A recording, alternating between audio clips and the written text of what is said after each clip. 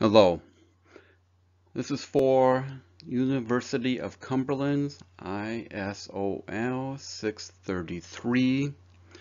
This is Chapter 1 of the textbook Legal Issues for Information Security, and this chapter is on Information Security Overview.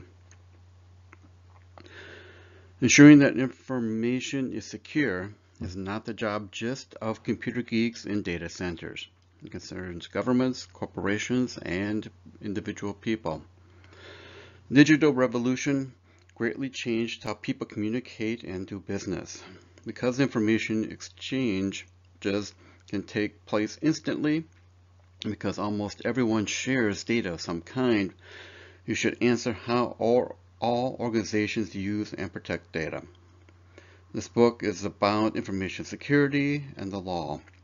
Information security seeks to protect government, corporations, and individuals. It's a good business practice. Many organizations today want a reputation for properly protecting their own and their customers' data. Good reputation can make a company stand out from its competitors. It can increase sales. It also can make a government agency seem more trustworthy. Laws also protect information, especially private personal information, and require the data be protected in certain ways. Laws aren't optional. If a law applies to an organization, then it must follow that law. Laws make information security more than just a good business practice. It makes it a business requirement. So the learning objective for this chapter: organize fundamental concepts of information systems security.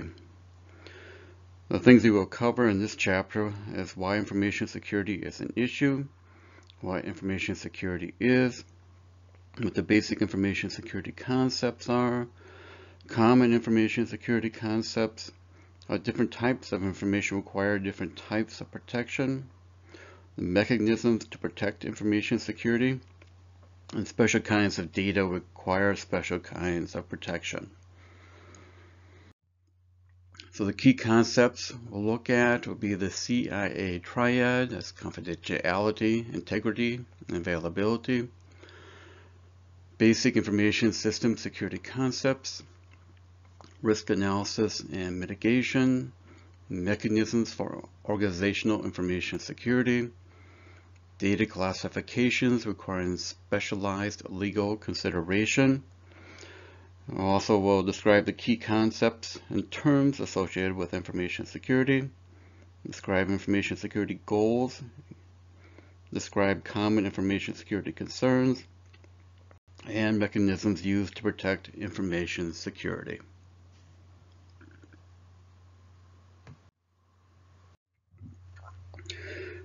Information security is a study and practice of protecting information.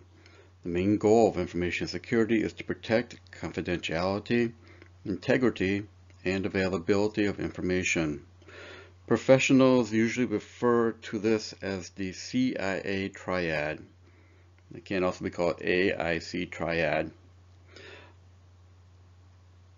So what is confidentiality? Confidentiality means the only people with the right permission can access and use information. It also means protecting it from unauthorized access at all stages of its life cycle. You must create, use, store, transmit, and destroy information in ways that protect its confidentiality. Encryption is one way to make sure that information remains confidential while it's stored and transmitted. Encryption converts information into code that makes it unreadable. Access controls are another way to ensure confidentiality. They grant or deny access to information systems. An example of an access control is requiring a password to access a computer system. Integrity. Integrity means that information systems and their data are accurate.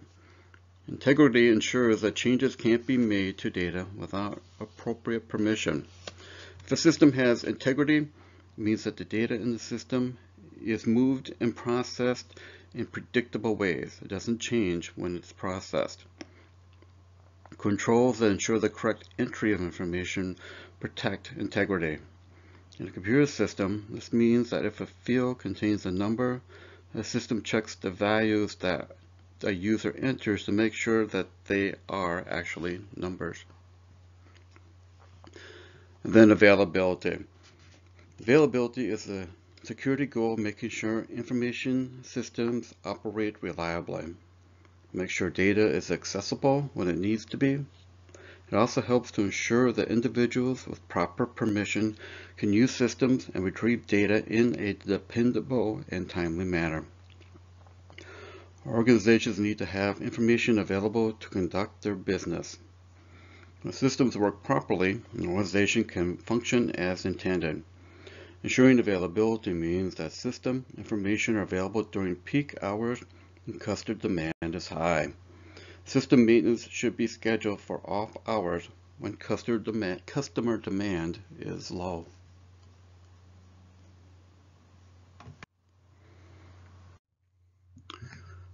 The 7 domains of a typical IT infrastructure. There are 7 domains in a typical information technology or IT infrastructure. First, we have the user domain. This domain refers to any users of an organization's IT system. It includes employees, consultants, contractors, and any third party. These users are called end users. Workstation domain. This area refers to the company devices used by end users. This includes devices such as desktop and laptop computers. The LAN domain. This domain refers to the organization's local area network or LAN technologies. A LAN is 2 or more computers connected together within a small area. Then the WAN domain or wide area network. It's a network that spans a large geographical area. Most common example of a WAN is the internet. Organizations with remote locations use a WAN to connect those locations. Then the LAN to WAN domain. This domain refers to the infrastructure that connects the organization's LAN to its WAN, or its local area network to its wide area network. Then the remote access domain. This refers to process and procedures that end users use to remotely access the organization's IT infrastructure and data. Then the system and application domain. This refers to the equipment and data an organization uses to support its IT infrastructure. It includes the hardware, operating systems, database, and the client-server applications. The graphic on the screen illustrates the 7 domains and how they relate to one another.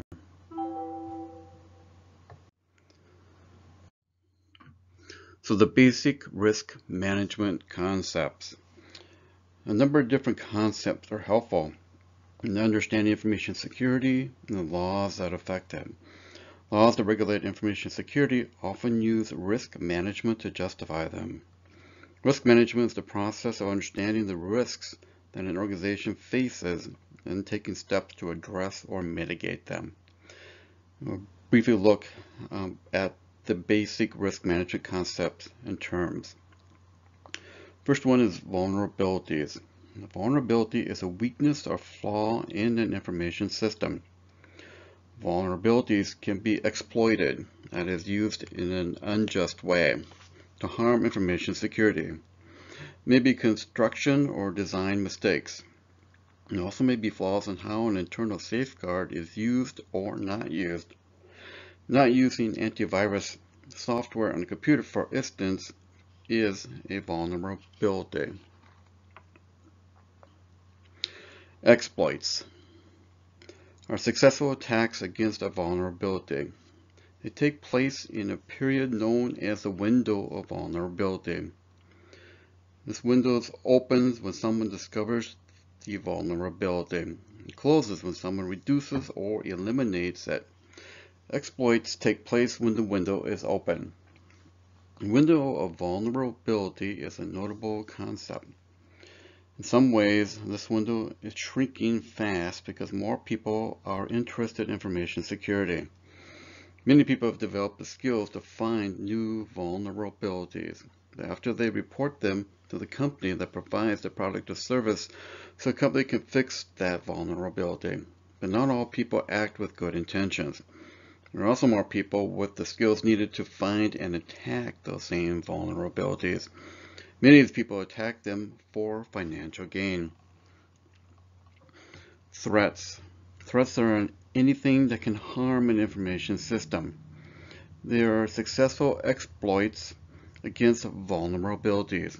A threat source, that is a person or circumstance, carries out a threat or causes it to take place.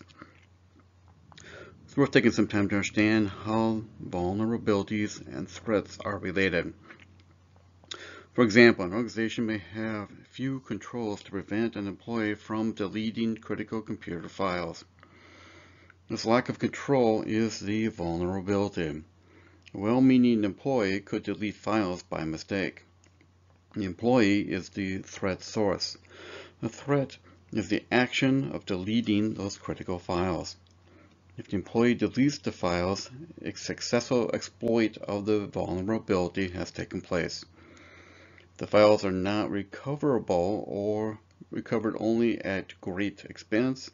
The incident harms the organization and its security. In this example, availability and integrity are compromised.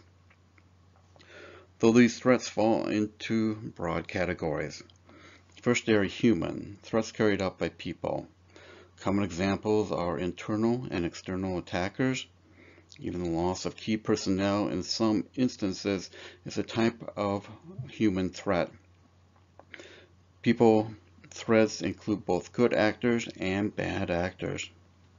Good actors include well-meaning employees. Bad actors are attackers who intend to harm an organization. There's also natural threats, uncontrollable events such as earthquakes, tornadoes, fires, and floods. These types of threats aren't predictable. Organizations can't control these types of threats. Then technical and operational threats that operate inside information systems to harm information security goals. Malicious code is an example of threats. Hardware and software failures are technology threats. Improperly running processes are also threats. Then physical and environmental. Facility-based threats. These types of threats can include security breach to lack physical security. Loss of heating or cooling within a facility also is an environmental threat. And then risks. Risk is the likelihood that a threat will exploit a vulnerability and cause harm. Harm is the impact to the organization. Impacts from threats vary. An information security impact includes a loss of confidentiality, integrity, and availability. Other impacts include a loss of life, productivity, or profit, property, and reputation. You can measure impact in terms of money costs or by perceived harm to the organization.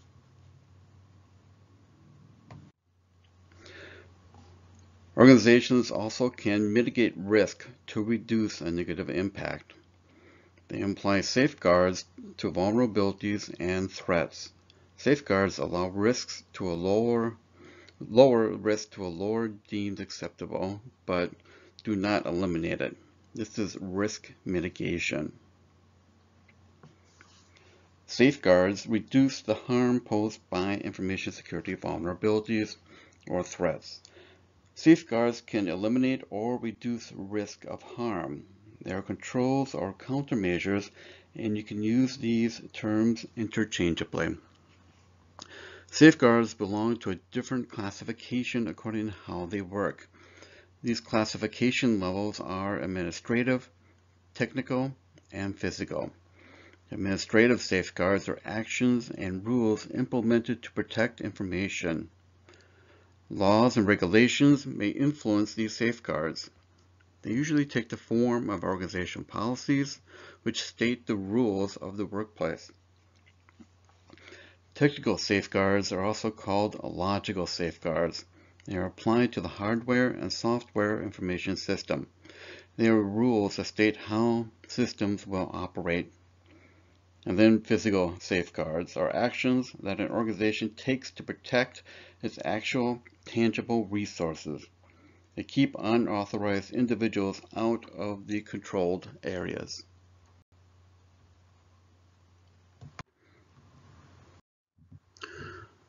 So the roles in risk management. So we have senior management, the Chief Information Security Officer, Information Technology Department, and the Legal Department. All these have a role in the management of risk within an organization, and we'll be looking at each of these roles throughout the book. So information security common concerns.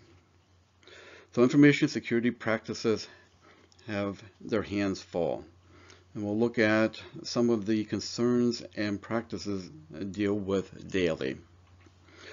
First one is excuse me, shoulder surfing. This occurs when an attacker looks over the shoulder of another person on a computer to discover sensitive information. This isn't a technical exploit. The attacker has no right to the information he or she is trying to see. The attacker could be attempting to learn usernames and passwords or discover sensitive information. They do this by viewing keystrokes on a monitor or keyboard. Shoulder surfing is a concern at public places such as an automated teller machine, ATM, or self-service credit card terminals, or grocery stores. Social engineering describes an attack that relies heavily on human interaction. It's not a technical attack. This type of attack involves tricking other people to break normal security procedures to gain sensitive information. These attackers take advantage of human nature. Phishing and targeted phishing scams. Phishing is a form of internet fraud where attackers attempt to steal valuable information from their victims. Phishing attacks take place in electronic communication. These attacks can take place via email or instant messages. Phishing attacks can also take place in internet chat rooms. These attacks are phishing for confidential information including credit card numbers, social security numbers, user logon credentials, and passwords. A phishing attack may attempt to look like a legitimate message from a known organization that's familiar to the intended victim. It may also attempt to look like a message from a well-known organization such as banks or large corporations.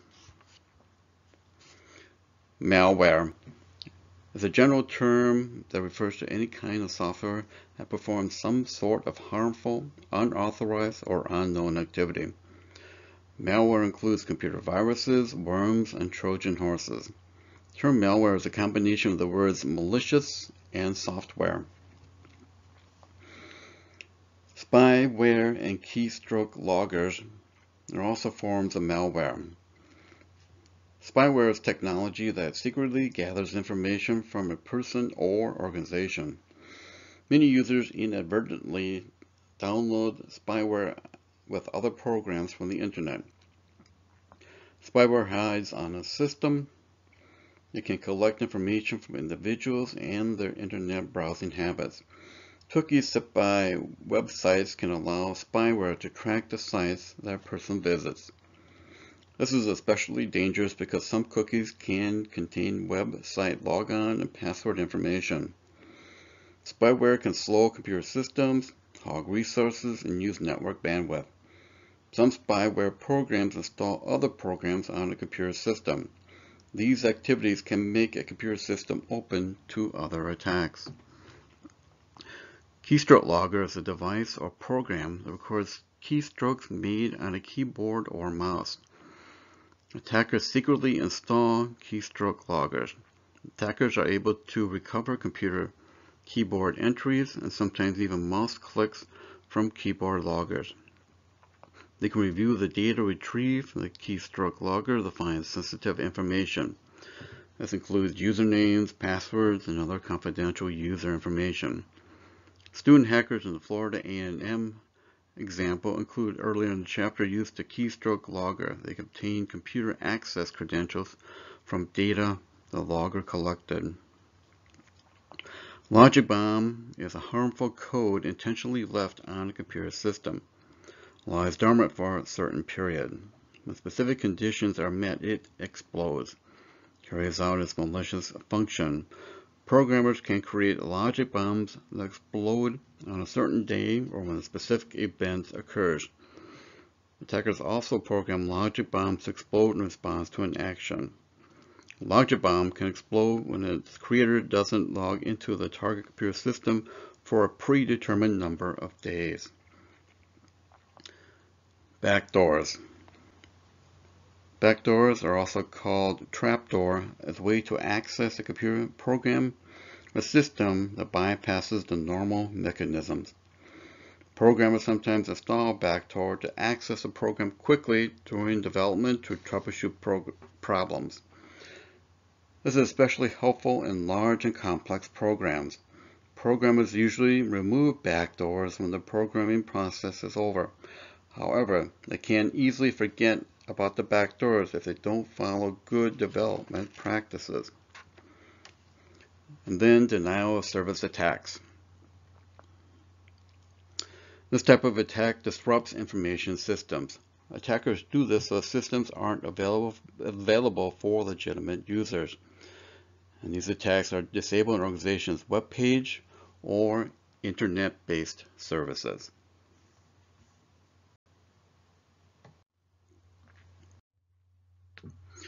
So information security in different contexts.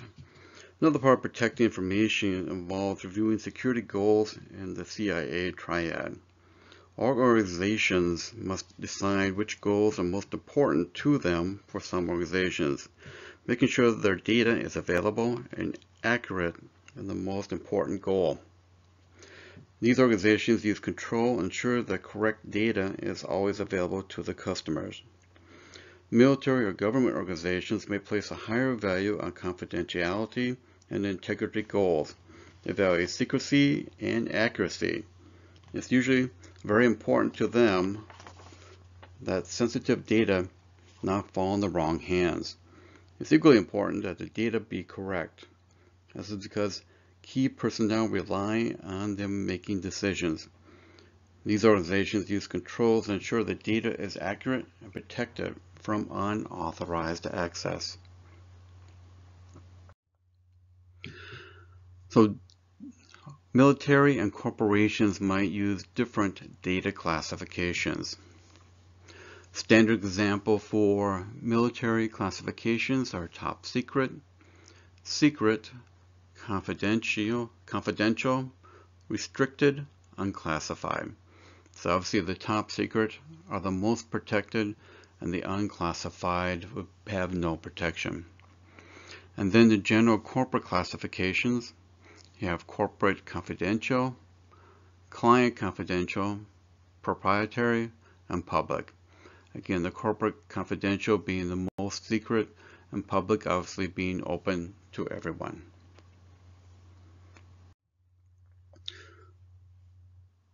So the mechanisms for ensuring information security. Protecting information isn't easy. It's often expensive and time-consuming to do well. Security of a system relates to the time taken to implement safeguards and their cost. Highly secure information systems take significant time and expense to create. If an organization wants to implement secure systems quickly, it must be prepared to spend money. Wants to keep time and money costs low, must be prepared for lower security. So we have the laws and legal duties. Most organizations are subject to a number of laws. Although this book focuses on laws and that affect information security, they're not the only types of laws organizations must follow. For example, it may have to follow workplace safety laws and fair labor standards. Other laws may include equal employment opportunity, hazardous materials, disposal, and transportation. An organization must make sure that it follows all of the laws that apply to it. And then contracts.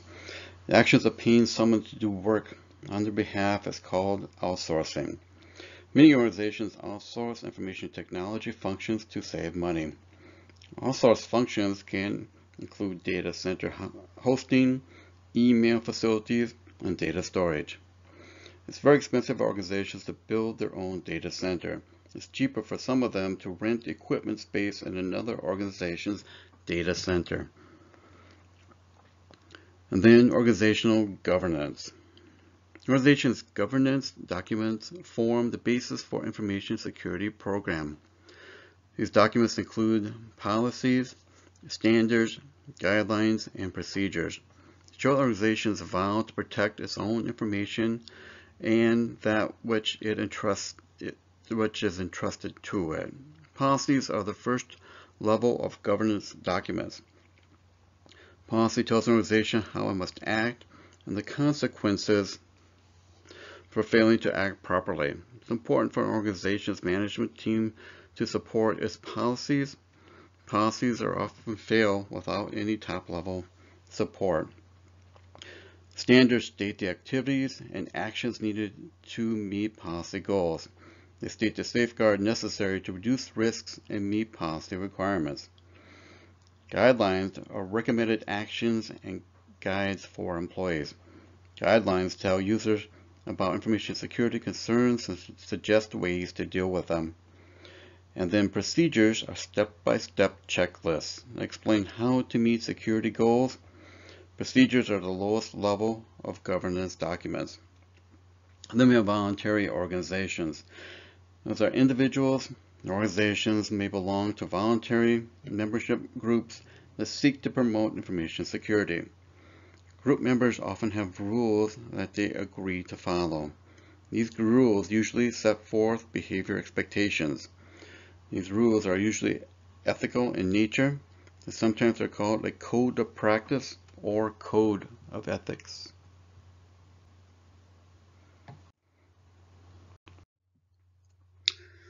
There are legal mechanisms to ensure information security. The United States doesn't have one comprehensive data protection law. As a result, many laws focus on different types of data found in different industries. They also focus on how that data is used. A number of federal agencies regulate compliance with these types of laws. The Health Insurance Portability and Accountability Act, or HIPAA, regulates some kinds of health information. The Department of Health and Human Services and Office of Civil Rights oversee the HIPAA compliance. The Graham-Leach-Bliley Act, or GLBA, protects some types of consumer financial information. The Federal Trade Commission, or FTC, ensures the compliance. So, in summary, we looked at the CIA triad, or confidentiality, integrity, and availability. Looked at the basic information system security concepts. Looked at risk analysis and mitigation, mechanisms for organizational information security, and data classifications requiring specific legal consideration. So information security is the study and practice of protecting information. It's important because information is vulnerable. Organizations need data to conduct business. Governments need information to protect their citizens. Individuals need information to interact with business and government agencies. Also stay in touch with friends and family over the web. Information is a critical source. They must be protected. Main goals of information security are to protect confidentiality, integrity, and availability of information. Basic information security concepts include vulnerabilities, threats, risks, and safeguards. Thank you.